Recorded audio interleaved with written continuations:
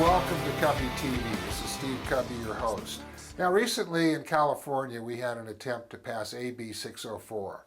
And it was a rather disappointing effort because it seemed to me that in reading the bill that they were creating a new police force, creating new laws that could put people in jail.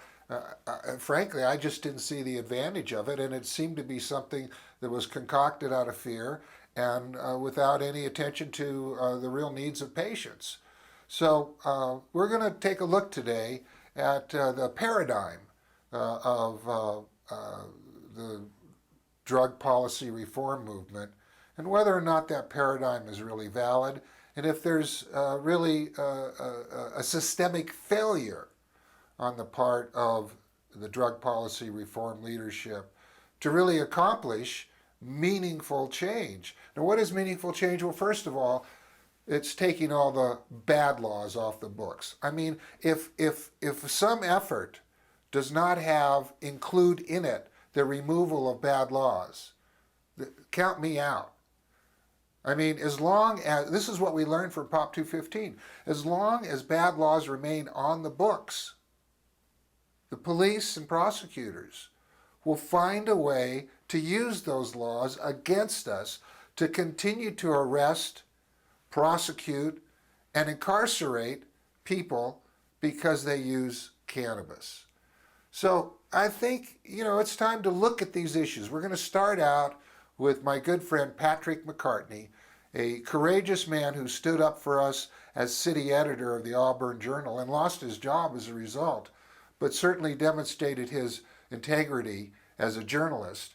Then we're going to hear from DeJ Cote, the executive director of PAN, and we'll hear two different points of view about how or if the leadership of the drug policy reform movement is really acting in our best interest. So first, let's hear from Patrick McCartney. What is your opinion of AB 604? The political climate changed with Eric Holder's announcement. The memo repeatedly called for strong and effective regulation of commercial sales and growing. And I think by gutting and amending AB 604, Amiano is introducing a bill that has the potential of passing in the closing 10 days of the California legislature. I think that's where reform is headed right now, is the Obama administration has decided to allow reform to proceed in the states.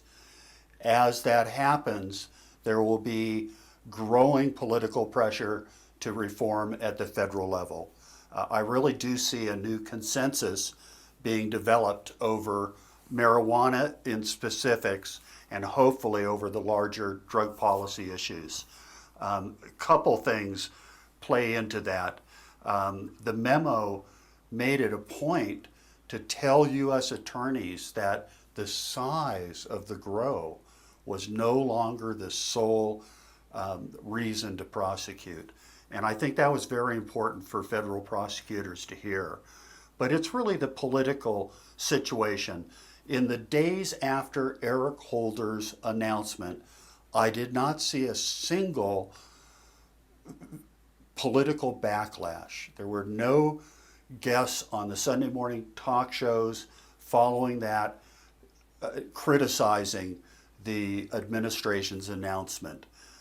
As I say, I think we're seeing a new consensus develop. I think that over the next couple years, we'll have a very favorable climate for reform at both the state and federal level. Now, Pat, what about those who say that we're just doing the federal enforcement for them and we're passing more bad laws instead of getting rid of the bad laws that are already on the books? It's a fair question.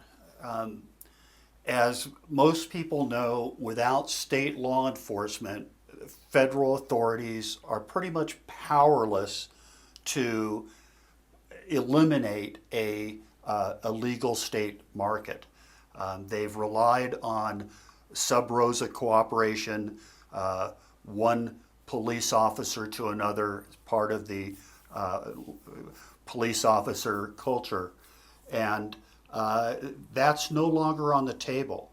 The California public safety lobbyists have had state lawmakers in their hands. They've opposed any regulation of legal sales.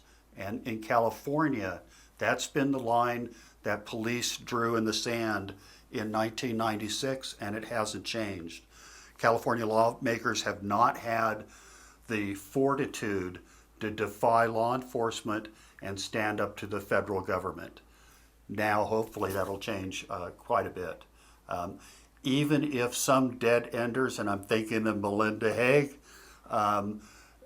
still want to talk tough, they've lost the political battle within the Obama administration.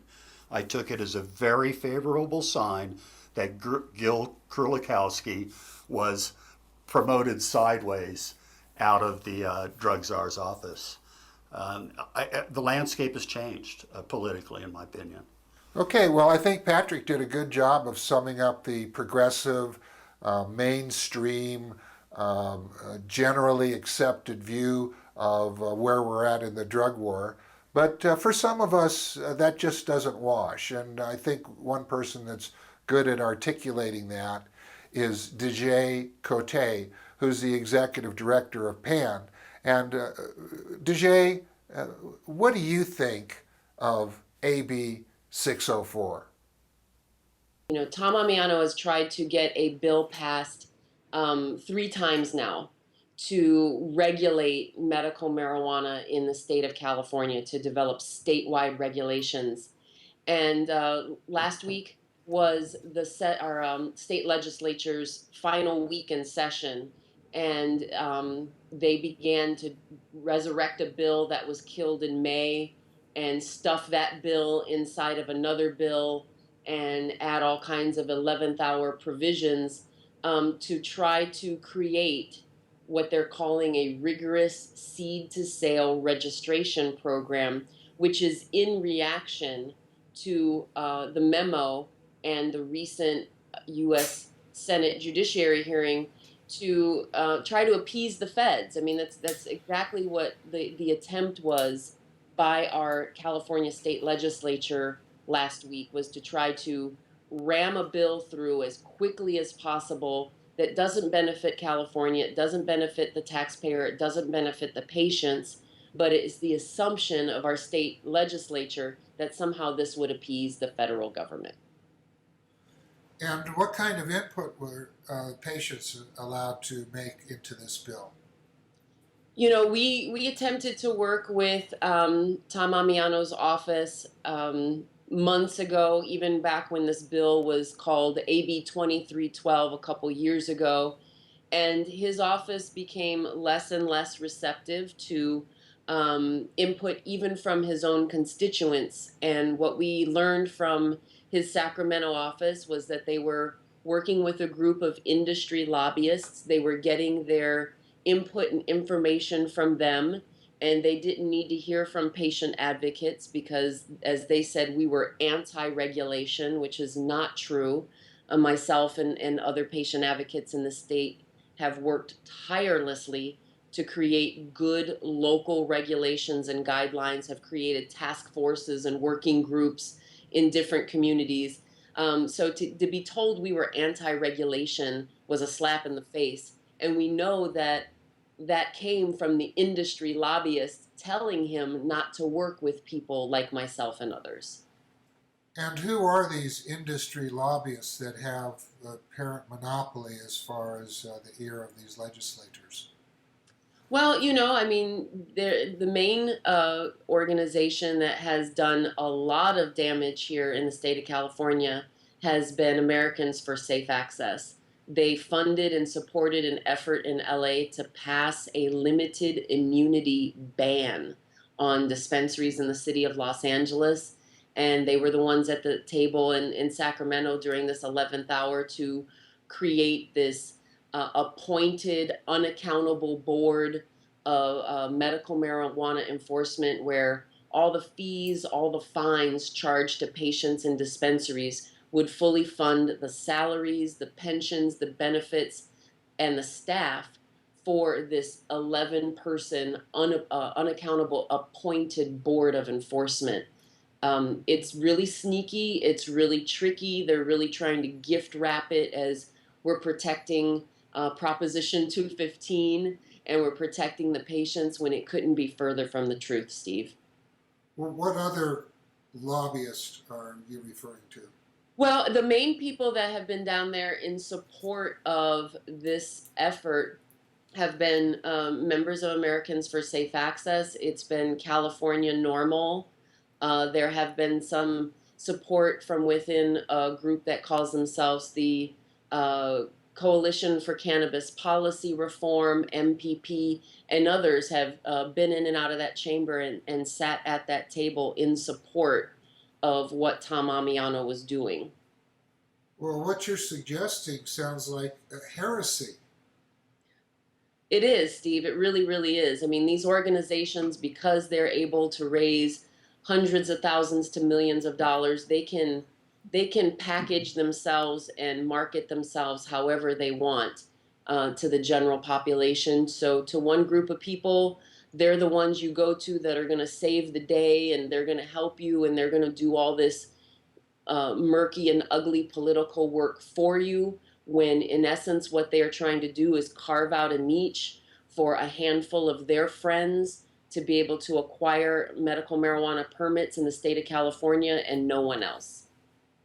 Let's take one moment now before we say goodbye. I'd like you to send a message out to Tom Amiano about what he should be doing right now to bring his bill into a more patient-friendly status. Well, he needs to bring all of the appropriate people to the table to talk about this and not just get his input and advice from a handful of people that have basically been deemed in the state of California as the Marijuana Mafia, is what they're known, this little group of lobbyists, and that he needs to get input from the patient community, the advocacy community, those people who provide compassion programs. This bill that Tom was supporting was going to be so expensive that collectives weren't going to be able to afford to give medicine away for free anymore. He needs to know what harm that his proposal may cause, not just what good it might do. And again, it's still, this is still him reacting. This is Sacramento having a knee-jerk reaction to what the feds said, even though we know from past experience that the feds are going to keep banging in the heads of medical marijuana patients until we remove cannabis from the Controlled Substances Act. Well, I couldn't agree with you more, but I can't let you go without asking you for some more details about this term, marijuana mafia. It's actually relatively new to me. It's one that's used out of the Bay Area to refer to those people within the industry that are trying to create this coercive monopoly of a handful of dispensaries that will hold all of the permits and licenses in the state of California. And how did this term get started? Do you have any idea? I don't. I'm not sure. I'm not sure exactly who started the term, and exactly who gets put under that umbrella. But yeah, that's a term I heard come out of the Bay Area describing these people who are raising money and lining the pockets of politicians to try to get them to draft legislation the way they want it.